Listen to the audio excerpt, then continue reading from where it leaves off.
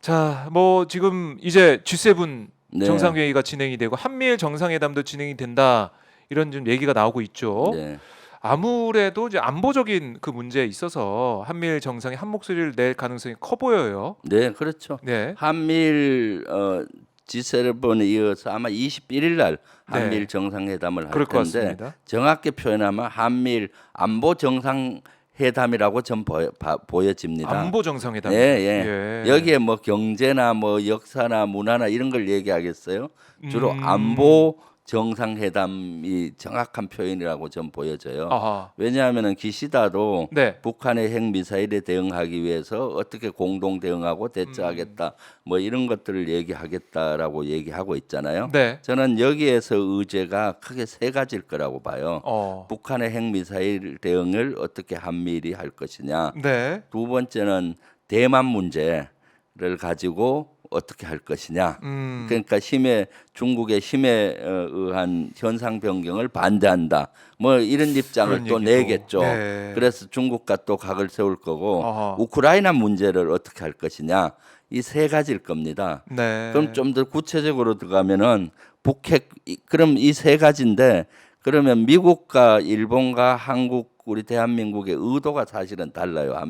한미일 군사 협력이나 협력을 강화하는 측면에서 네, 일본과 미국은 음, 북한의 핵미사일은 대명분일 뿐이고 중국과 러시아를 어떻게 견제할 것이냐 네, 한미일이 뭉쳐서 그거인 것이고 음. 우리는 사실 북한의 핵미사일에 미국과 일본의 도움을 받는 그런 식의 형태일 텐데 음. 여기 빨려 들어가는 거죠 미국과 일본의 의도에. 아, 결국에는 네. 빨려 들어가는 네, 모양새가 예. 될 네. 그러니까 거다. 의제별로도 북핵 위기 문제에서는 아마 일본은 분명히 핵 협의체 한미 뭐 한다고 막 요란했지 않습니까? 한미 워싱턴 정상 선언 워싱턴 그런 거에 일본도 끼어달라 뭐 이런 끼어달라. 식으로 하면서 한미일 군사 협력 이런 거 강화를 요구할 겁니다. 그러면 좀 더 지금보다도 훨씬 더 그런 분야에 강화되고 또 정보 공유도 강화될 것이고 네, 한미일 훈련도 강화되고 하는 거죠. 그렇게 해서 네. 북한 핵 위협을 빙자해서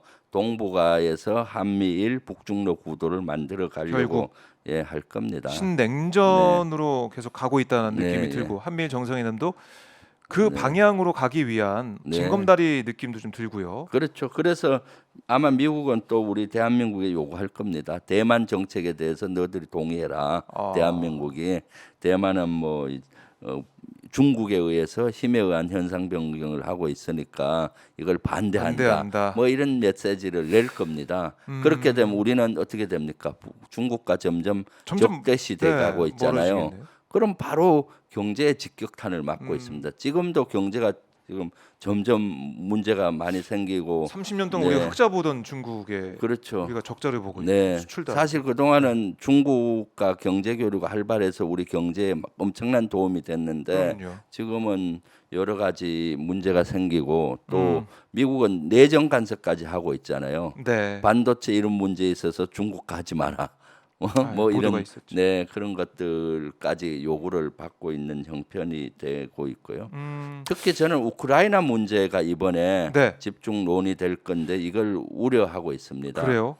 예, 우크라이나 뭐 우리 입장에서는 살상 무기는 제공하지 않는다라고 선을 긋는 그런 모습 아니었습니까? 네, 그래서 그걸 지키지 않을까, 그거는 깨지 않을 거다라는 생각을 하고 있는데 네. 그게 좀 달라질 가능성 이런 것도 있는 미국은 겁니까? 분명히 한미일 정상회담 때 또 네, 요구를 할 겁니다. 거기 군사 무기, 살상 무기, 특히 어, 포탄을 좀 지원해라. 포탄을 네, 이런 요구를 하지 더 않을까 지원해야 싶어요. 된다. 네, 예. 그래서 포탄 155mm 포탄 이런 것들 네, 지원을 하게 되면은 어떻게 되겠습니까?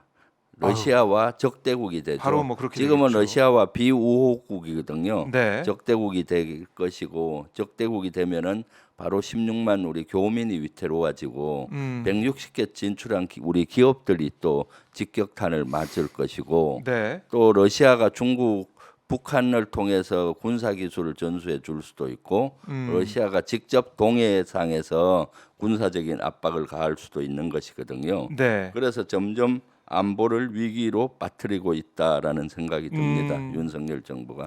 그래요. 어제 보면은 이제 젤렌스카 네, 우크라이나 이 젤렌스키 대통령 부인 이 젤렌스카 여사와 윤석열 대통령이 네. 만나고 또 김건희 여사도 만나고 이런 모습도 볼 수가 있었는데 우선은 젤렌스카 여사는 비살상 무기 지원을 희망한다. 지뢰 탐지 제거 장비 같은 네. 이 얘기를 하면서 직접적 군사 지원하는 데 있어 한국이 어려움이 있는 것을 안다 이렇게 얘기를 했는데 네. 이게 이걸로 이제 안 끝날 것 같다. 네. 그것은 젤렌스카 여사가 공개된 자리에서 아, 그런 얘기였고 네, 아마 비공개된 자리나 이런 데는 암암리의 그 군사 지원 이런 것들을 필요하다는 것을 절실히 요구했을 겁니다. 더 요구했을 예, 가능성이 있다. 가능성이 있죠. 그러니까 우리 윤석열 대통령실에서도 그 우크라이나 지원을 확대하겠다는 네. 투로 얘기했잖아요. 네, 그러니까 지금 젤렌스카 여사가 오고 네. 한미일 정상회담에서 또 그런 논의가 되고 하다 보면은 결국은 시간의 문제인 것 같아요.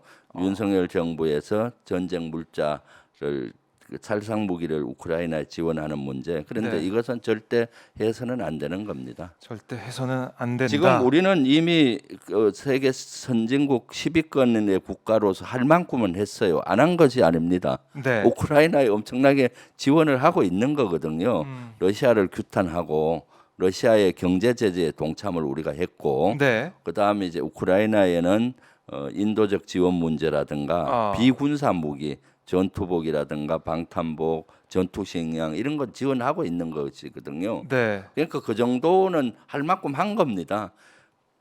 할 만큼 살상 하고 무기 있다. 지원은 예. 선을 넘는 것이죠. 하하. 어. 자, 이 부분이 우리가 주목해서 봐야 될 부분, 살상 무기 부분. 네. 이게 국제 관계에 있어서 많은 영향, 우리가 받을 영향이 크기 때문에 봐야 된다는 것이고요.